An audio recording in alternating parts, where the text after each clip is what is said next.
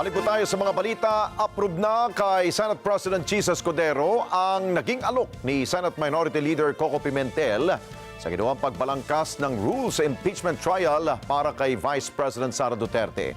At ayon kay SP Escudero, makipag-ugnayan na ang legal team ng Senado kay Pimentel para masimulan ang nasabing proseso. Mayan Corvera sa balita.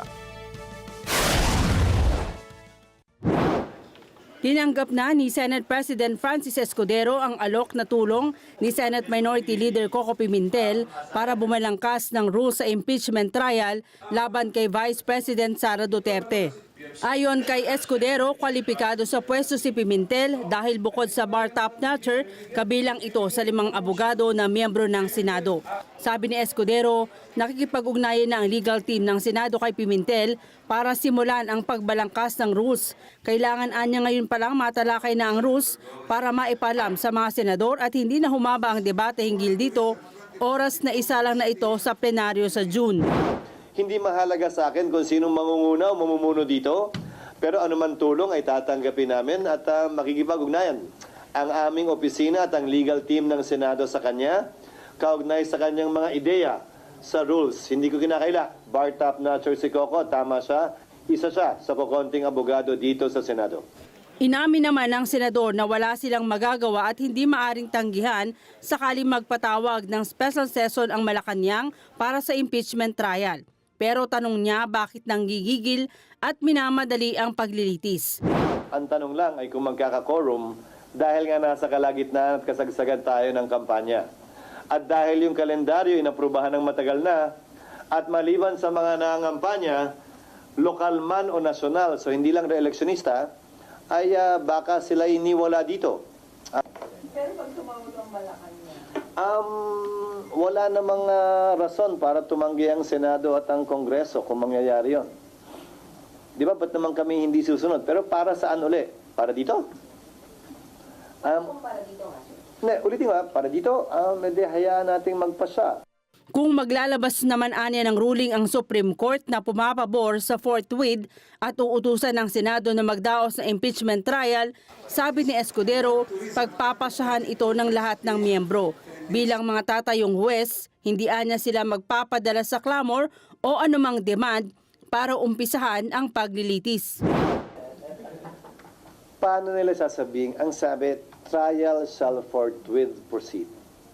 Trial is the reception of evidence, admission of evidence by the impeachment court. Bukas, hindi namin kayang gawin yon.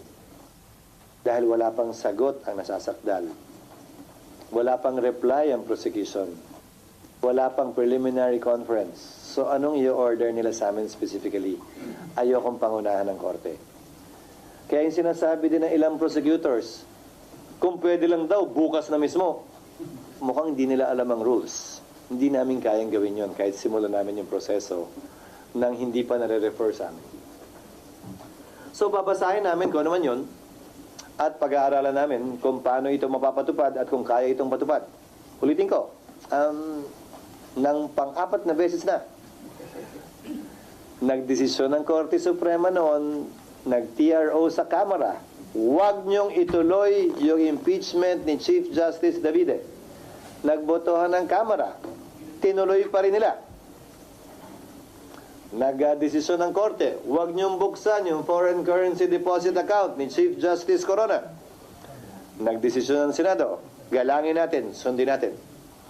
So, Senado pa rin bilang impeachment court ang magdedesisyon yan o Senado bilang plenaryo ang magpapasya ng bagay na yan.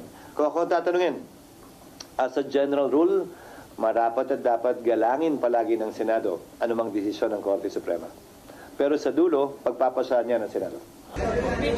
Samantala, sinimulan na ang pagkukumpuni at repainting sa mga gagamitin sa impeachment trial, kabilang na dyan ang witness stand.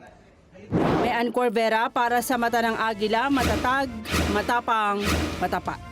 Maraming salamat sa inyo pong pagsubaybay sa Mata ng Agila Primetime. Para malaman ang matatag, matapang at matapat na mga balita, i-follow lamang at mag-subscribe sa @Net25 TV.